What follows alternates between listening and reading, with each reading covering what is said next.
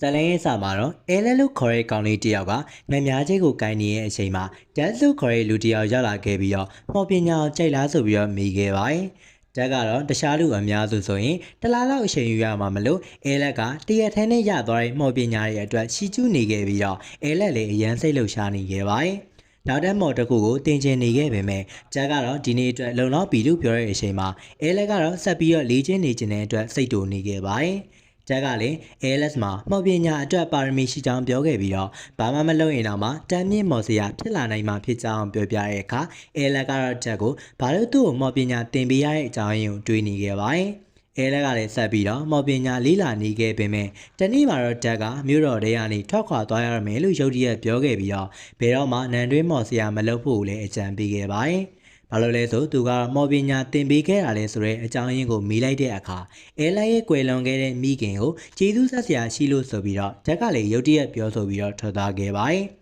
နေ့တွေနေငယ်ကြပြီးရဲ့အချိန်မှာအဲလက်ကတော့ဒန်နဲ့ပတ်သက်တဲ့အချက်လက်တွေကိုရှာဖွေတွေ့ရှိခဲ့ပြီးတော့ကျောင်းတော်တော်မှာနန်တွင်းမော်စရာဖြစ်ခဲ့ပေမဲ့နောက်ဆုံးမှာတော့အလုတ်ထုတ်ခံလိုက်ရတယ်ဆိုတော့သိလိုက်ရပြီးအဲလက်ကလည်းတရဲရှီယာကိုလိုက်ဖို့အတွက်ဆုံးဖြတ်ခဲ့ပြီးတော့နန်တော်ကိုပြောင်းလဲပြစ်မယ်ဆိုပြီးတော့စိတ်ထဲတွေးထားခဲ့ကနန်တော်အတွင်းမှာမော်စရာဖြစ်ဖို့အတွက်လုပ်ခဲ့ပြီးတော့သူကိုယ်တိုင်လည်းနောက်ဆုံးမှာအလုတ်ထုတ်ခံလိုက်ရပါတယ်မင်းသား regular ဖြစ်တဲ့အလုပ်ကတော့မော်ပညာနဲ့သူတို့ကိုကူညီဖို့ဖြစ်ခဲ့ပေမဲ့နောက်ဆုံးတိုက်ပွဲမှာဘာမှမကူညီဘူးဆိုပြီးတော့ပြောတာခံရပါတယ်။ regulars ကတော့သူကရှေ့တန်းမှာတိုက်နေတော့မှတခြားအဖွဲ့ဝင်တွေကသူ့ကိုအပိုင်းနေတာဝန်ယူခဲ့ကြပေမဲ့ကိုနေရာကိုတာဝန်ယူပြီးတော့လှုပ်ဆောင်ခဲ့ကြပေမဲ့အဲလက်ကတော့ supporting မော်ကိုပဲတုံးခဲ့တယ်ဆိုတော့ပြောခဲ့ပါတယ်။ regular စာအဲလက်ကတော့မော်ပညာသင်တဲ့အကြောင်းမှထူးချွန်ပြီးနန်တွင်းမော်စရာဖြစ်လာတာကိုသိခဲ့ပေမဲ့တခြားသူတွေရဲ့အကူအညီမပါပဲဘာမှအသုံးမချတဲ့ကောင်တယောက်ဆိုပြီးတော့ပြောခဲ့ပါတယ်။သူကတော့အဲလက်ဝစ်ချာရဲ့ဝေယုံကိုလွှင့်ပစ်ခဲ့ပြီးတော့နန်တွင်းမော်စရာဖြစ်ဖို့အရေးချင်းမရှိဘူးလို့ပြောဆိုခဲ့ကအဲလက်ကိုထားခဲ့ပြီးတော့ထွက်သွားခဲ့ပါတယ်။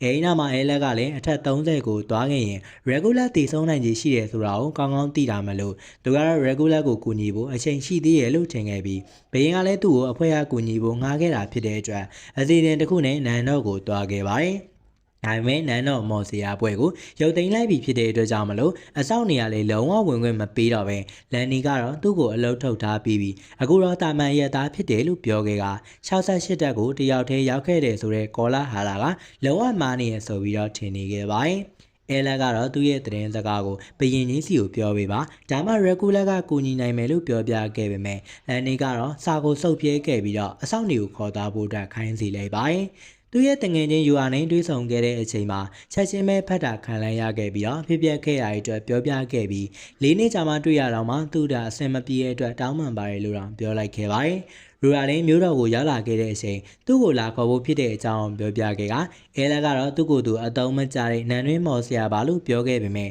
သူမကတော့သူ့ရဲ့အဖွဲ့ထဲမှာလိုအပ်တယ်ဆိုတော့ပြောပြလိုက်ပါတယ်။တချိန်တည်းမှာပဲလန်နီကတော့အဲလန်မျိုးတော်တွေကထွက်သွားပြီဖြစ်ကြောင်းနဲ့ regular ကိုပြောတဲ့အချိန်မှာ regular ကလည်းအဲလန်အားတင်ရှားကျောင်းမှာထူးချွန်တဲ့ကျောင်းသားဖြစ်တယ်လို့အတူတူလောလောရတာစိတ်လှုပ်ရှားခဲ့ပေမဲ့သူကငကြောက်တယောက်ပဲဖြစ်တယ်ဆိုတော့ပြောနေခဲ့ပါတယ်။အဲလန်နဲ့ယူအာတို့ကဖက်စီရဲ့တန်ချမ်းမျိုးတော်ကိုရောက်ခဲ့ပြီးတော့စွန်သားသူတွေများပြားတာကိုမြင်ပြီးတော့အံ့ဩသွားခဲ့ကသူမကတော့ဒီမျိုးကစွန်သားသူတွေကိုခွဲခြားဆက်ဆံမှုမရှိတဲ့အတွက်ကောင်းမွန်တဲ့မျိုးတို့တောင်ပြောနေခဲ့ပါတယ်။ ALS ဂိုင်းထဲမှာမှတ်ပုံတင်ဖို့အတွက်စိတ်လှုပ်ရှားနေခဲ့ပေမဲ့ဂိုင်းဝင်ခံသူမီရှာကတော့ရှက်ရှင်မဲပယ်ရှာတာခံလိုက်ရပြီးအထက်30ကိုကျော်လွန်ဖို့လိုင်စင်တစ်ခုလိုပြီးတော့အဲဒီလိုင်စင်ကိုဂိုင်းမှာအနည်းဆုံး2နှစ်ကြာလှုပ်ဆောင်မှသာအဖွဲ့ဝင်တွေကိုပေးတယ်ဆိုတာကိုရှင်းပြခဲ့ပါတယ်။အဲလက်ကတော့လေ့ကျင့်ခန်းလုပ်ပေးဖို့နဲ့အစောပိုင်းအခန်းတွေကိုတွားတင်နေဆိုတဲ့အကြောင်းကိုပြောပြခဲ့ပြီးတော့ဒုတိယတက်ကိုရောက်ပြီးတဲ့နောက်မှာနှစ်ယောက်စလုံးရုန်းကန်ခဲ့ရပါတယ်။ဒီမှာတော့သူ့အပေါ်မှာစွာမြင့်မော် boost spell ကိုအသုံးပြုလိုက်တော့ပတ်ဝန်းကျင်က monster တွေကိုအဲလက်လေးအနိုင်ယူခဲ့ပြီးတော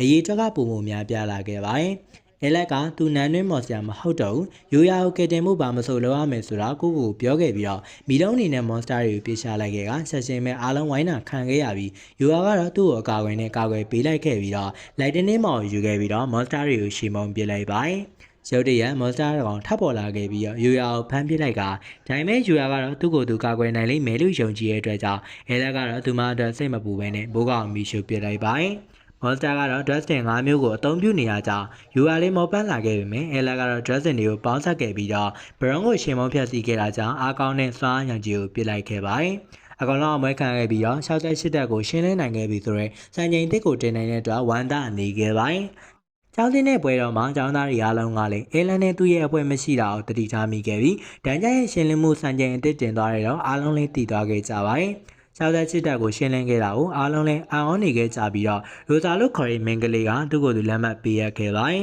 ။အိမ်နောက်မှာအဲလက်ကတော့သူ့ရဲ့အဖွဲ့ဝင်တွေကိုနန်တွင်းမော်ဆရာလုပ်ဖို့စီစဉ်ထားကြောင်းပြောပြခဲ့ပြီးတော့ခါရာကတော့ဒါကပတ်စံအများကြီးရမှာမလို့ကောင်းတဲ့ဆုံးဖြတ်ချက်လို့ထင်နေခဲ့ပါတယ်။အဖွဲ့ဝင်တအုပ်ဖြစ်တဲ့ Rain ကတော့အဲလက်သာသူတို့နဲ့ပူးပေါင်းမယ်ဆိုရင်သူတို့ရဲ့၄ရောက်အဖွဲ့ကမော်ပညာသင်တန်းကျောင်းကအကြီးမြတ်ဆုံးညံကြီးချင်း၄ရောက်ဖြစ်လာမယ်ဆိုတာကိုပြောဆိုနေခဲ့ပါတယ်။ယူအားကတော့အဲလက်အတွက်ကျိုးသူပွဲလေးကျင်းပပေးခဲ့ပြီးတော့သူရက်မူးလာခဲ့ပြီးနောက်ဆုံးမှာတော့တိုက်ခိုက်မှုတွေကသူ့ကိုမီချိုလူနီပါဖြစ်နေတာကိုအပြစ်တင်နေခဲ့ပါတယ်။ဆောက်နေခဲ့တဲ့နောက်ဆုံးမှာအိပ်ပျော်သွားတဲ့အဲလက်ကတော့အိမ်မမိအောင်သူ့ရဲ့ကိုယ်အင်းကြီးကိုရှုံပေးလိုက်ပါတယ်။စတန်လို့ခေါ်တဲ့လူတယောက်က LS ကိုဝင်လာခဲ့ပြီးစကားပြောခဲ့ပေမဲ့ LS ကတော့လေးလူရှူလိုက်တဲ့အချိန်မှာဒေါသကြီးထွက်သွားခဲ့ပါတယ်။ပလင်းနဲ့ LS ကိုရိုက်ဖို့ကြိုးစားတဲ့အချိန်မှာ LS ကတော့သူ့ကိုကာကွယ်ဖို့အတွက်ဒိုင်တစ်ခုကိုဖန်တီးလိုက်ပါတယ်။စတန်ကတော့ LS ဘယ်လောက်ကျော်လဲဆိုတာသိကြအောင်ပြောခဲ့ပြီးတော့ LS ကိုထက်တန်းလွှာဒီနေရာမှာဘာလုံးနေရလဲဆိုတာကိုမေးခဲ့ပါတယ်။သူကအဲလက်ကိုလိုင်းစင်တစ်ခုပြခဲ့ပြီးတော့အရဲချောင်းဆိုတာရဲ့အတွက်တောင်းမှမှာဖြစ်ကြောင်းပြောခဲ့ကအဲလက်ကတော့မော်ပညာပြရမယ်လို့ပြောခဲ့ပြီ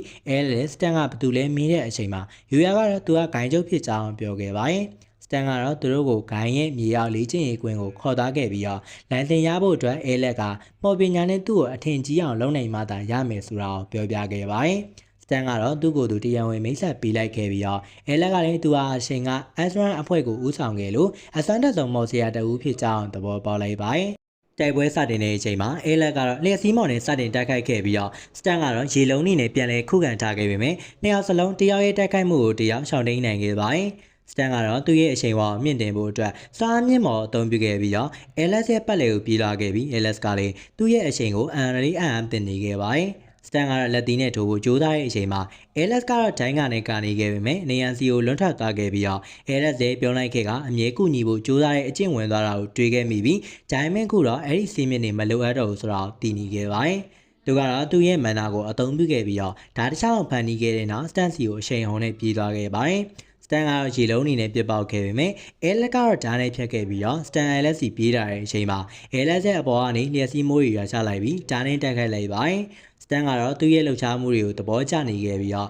အဲလက်ရဲ့စမ်းသမ်းမှုတွေအောင်မြင်ပြီလို့ထင်ခဲ့ပေမဲ့စတန်ကတော့ဒါအစပဲရှိသေးရဲ့ဆိုတော့ပြောပြခဲ့ပါတယ်။သူကတော့ငကားလက်သေးနဲ့ဆောင်ဆင့်ခေါ်ခဲ့ပြီးတော့ LS ကိုတိုက်ခိုက်လိုက်တဲ့အချိန်မှာ LS လေးရှောင်တိန်နိုင်ခဲ့ပြီးစတန်ကတော့မြေပြင်ပေါ်ဖျက်ချပစ်လိုက်တာအံ့ဩနေခဲ့ပါတယ်။သူရဲ့လက်သေးရဲ့အထူးဆိုင်ရည်ကိုတုံးခဲ့ပြီးတော့သူ့ကိုယ်သူကူသားဖို့အတွက်စလုပ်တဲ့အချိန်မှာအဲလက်ကတော့မကူသားနိုင်အောင်တိုက်ခိုက်ခဲ့ပေမဲ့စတန်ကတော့ပို့ပြီးတော့ကြိုးစားဖို့ပြောနေခဲ့ပါတယ်။အဲလက်ကတော့စတန်ရဲ့လက်သေးချက်တစ်ခုကိုရှောင်ခဲ့ပြီးတော့ထိအောင်လုံနိုင်ခဲ့ပေမဲ့စတန်ကတော့ဘာမှမဖြစ်သလိုဆက်ပြီးတော့တိုက်ခိုက်နေခဲ့ပါတယ်။ဒါလည်းအဲလက်ရဲ့တိုင်းကောင်ကိုတုံးခဲ့ပြီးကာကွယ်ရင်းနဲ့ဒါနဲ့ထိုးလိုက်ခဲ့ပေမဲ့ဒါကတော့သူ့ရဲ့ရေပြားအောင်မဖြစ်နိုင်ဖြစ်နေခဲ့ပါတယ်။ LS ကိုဖိရှေဖို့ကြိုးစားတဲ့အချိန်မှာ LS လေးချောင်းတိန်ခဲ့ပြီးတော့နောက်တစ်ချက်ထိအောင်လုပ်နိုင်ခဲ့ပါတယ်။ဒိုင်မန်မန်နာကုံသွားတဲ့အတွက်ကြောင့် LS လေးမြေပေါ်ကျသွားခဲ့ပြီးတော့စတန်ကတော့တိုက်ပွဲပြီးဆုံးသွားပြီဆိုတော့စဉ်းစားနေခဲ့ပါတယ်။ရိန်ရလာခဲ့ပြီးတော့စတန်ကိုသူ့ရဲ့စွမ်းရည်ရဲ့အကျွမ်းကျင်းဆုံးအသုံးပြုမျိုးအတွက်အတင်းကျပ်ခိုင်းစီခဲ့တဲ့အတွက်တနာကြကောင်းလိုက်တာလို့တော့ပြောခဲ့ပြီးစတန်ကတော့တိတ်တိတ်နေဖို့ပြောလိုက်ပြီး LS ပေးဖို့အတွက်အစာကလေးကစီစဉ်ပြီးသားဆိုတော့ပြောပြခဲ့ပါတယ်။မီရှာလေးခန်းထဲဝင်လာခဲ့ပြီးတော့ထိတ်လန့်သွားခဲ့က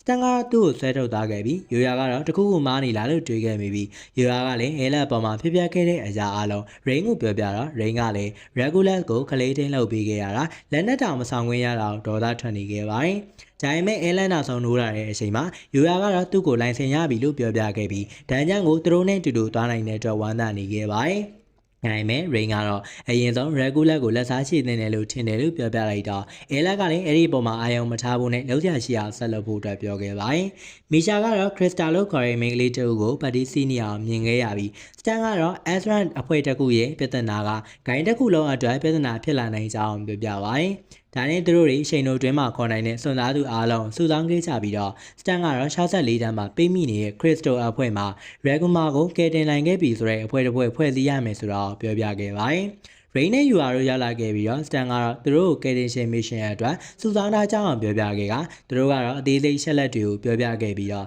64တန်းမှာကုသရေးမော်ကိုမတုံးနိုင်တဲ့အတွက်စီးရီတွေလိုအပ်ကြောင်းကိုလည်းပြောပြခဲ့ပါတယ်။သူတို့ချင်းချင်းပြန်လည်တက်ခိုက်ကြတော့ UR ကလည်း LS ကိုမြေရောက်ခန်းကောင်းဆောင်ကိုရှေ့မုံမှုအတွက်အကူအညီလိုကြောင်းပြောပြခဲ့ပါတယ်။ အိမ်နောက်မှာဒန်ဂျန်တွေကိုဦးဆောင်သွားခဲ့ကြပြီးအတူတူစွန်သားကနေလှုပ်ရှင်နေတဲ့သူတို့ရဲ့ဆန္ဒတွေနောက်ဆုံးတော့ပြည်လာခဲ့ပါပြီ။ရိန်ကတော့64တက်ကိုပုံမှန်တိုင်းသွားရင်းနဲ့အချိန်မီမှာမဟုတ်တော့ဘူးလို့ပြောပြခဲ့က64တက်ကိုတန်းသွားလို့ရမယ့်နီးလန်းကဦးတိုင်းရှိရကြအောင်ပြောခဲ့ပါတယ်။64တက်ကိုပြန်ဝင်ညာနဲ့ရောက်သွားတဲ့အချိန်မှာအယူစုအဖွဲ့ကချက်ချင်းပင်တက်ခိုက်ခဲ့ပြီးတော့ရိန်ကလည်းလန်တုပ်ခဲ့ပြီးသူတို့ရဲ့တက်ခိုက်မှုကိုစတင်ခဲ့ပါတယ်။အဲလက်ကတော့ရှေးအောင်အာတီဖက်ရှိတာအံ့အားသွားခဲ့ပြီးတော့ခါရကလည်းမကျိုးနိုင်တဲ့လန်တန်ဖြစ်တာနဲ့သူတို့နဲ့လိုက်ဖက်တယ်ဆိုတော့တီးပြူခဲ့ပါတယ်။အဲလက်စဲဘာမှမလုပ်နိုင်တဲ့အတွက်ကြောင့်ထူးဆန်းသလိုခံစားနေရတဲ့အတွက်အကူညီလိုလာလို့ရိန်ကိုမေးခဲ့ပေမဲ့ရိန်ကတော့အင်အားနေတဲ့မွန်စတာတွေကိုသူ့ကိုထားခဲ့ဖို့အတွက်ပြောခဲ့ပါတယ်။အဲလက်ကတော့သူ့နောက်မှာတစ်ခုခုရှိနေအောင်ရုတ်တရက်ခံစားလိုက်ခဲ့ပြီးတော့လိုက်တင်းနဲ့ပြစ်ချလိုက်ခဲ့ပေမဲ့ဘာမှမရှိတာတွေ့တော့အံ့အားသွားခဲ့ပါတယ်။သူရဲ့မန်နာတာကိုသုံးပြပြီးထပ်ပြီးတော့တိုက်ခိုက်တဲ့အချိန်မှာ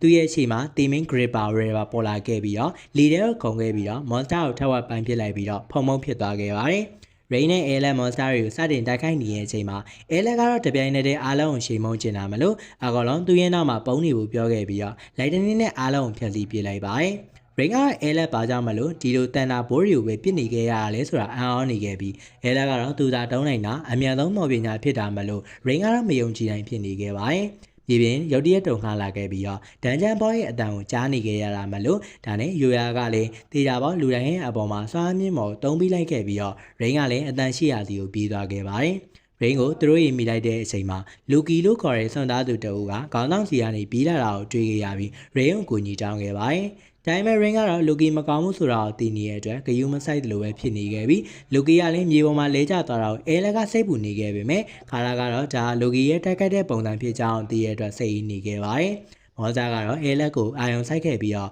ဖိရှိဖို့ကြိုးစားတဲ့အချိန်မှာယူယာကတော့ဒိုင်ကနေကာကွယ်ပေးထားခဲ့ပါတယ်။မော်စတာကတော့ရိန်နဲ့လိုကီစီကိုပြေးသွားတဲ့အချိန်မှာအဲလက်ကတော့လိုက်တနင်းမော်နဲ့ပြစ်ခဲ့ပေမဲ့သူတို့ဆက်လက်လိုက်နေတော့မှာပဲရိန်ကတော့ရုတ်တရက်တခြားသူတွေစီပြေးသွားခဲ့ပြီးတော့လိုကီကိုကာကွယ်ပြီးတော့ပစ်လိုက်ပါတယ်။ညီပါကလည်းရိန်အပေါ်အကူအညီပေးတဲ့မှာကိုအသုံးပြုလိုက်တဲ့အချိန်မှာခေါင်းဆောင်စီကိုအချိန်နဲ့ပြေးသွားခဲ့ပြီးတော့ဝန်သားကောင်ဘော့စ်ကလည်းဒေတာပေါင်းမြေပြင်မှာရိုက်ချဖို့ကြိုးစားနေခဲ့ပေမဲ့ရှောင်နေခဲ့ပြီးတော့လန်နှန်းထိအောင်လုပ်ခဲ့ပါတယ်။မွန်စတာကတော့သူတို့လွန်းထအောင်လုပ်နိုင်ခဲ့ပြီးတော့ဖိရှိမယ်လို့လုပ်တော့ယူယာကလည်းထိုင်ကနေကာပေးလိုက်ပါတယ်။အဲလက်ကတော့တိုက်ခိုက်ဖို့မော်ဆိုင်ဝိုင်းနေပြင်ဆင်တဲ့အချိန်မှာညံကြီးရှင်မော်ဆရာတွေကသာမော်၅ခုကိုတပြိုင်နက်တည်းသုံးနိုင်တာကိုသိရတဲ့အတွက်လူကီလည်းထင်ကြီးသွားခဲ့ပါတယ်။ဒါပေမဲ့သူသုံးနေတာမော်ပညာ5ခုမဟုတ်ပဲနဲ့မော်ပညာအခု20ကိုတစ်ချိန်တည်းသုံးတာမြင်ရတော့အားလုံးလည်းထိတ်လန့်သွားခဲ့ကြပါတယ်။ရိန်ကတော့မွန်စတာရဲ့မီကိုထိုးလိုက်ခဲ့ကအဲလက်ကတော့မော်ဆာဝိုင်းနေအားလုံးသုံးခဲ့ပြီးတော့လျှက်စီးနဲ့ပြစ်လိုက်ခဲ့ပေမဲ့မွန်စတာကိုနိုင်ဖို့မလုံလောက်သေးပါဘူး။မီမိုထုတ်ဖို့ပြင်ဆင်တဲ့အချိန်မှာခါရာကတော့ရိန်ကိုခေါ်ခဲ့ပြီးတော့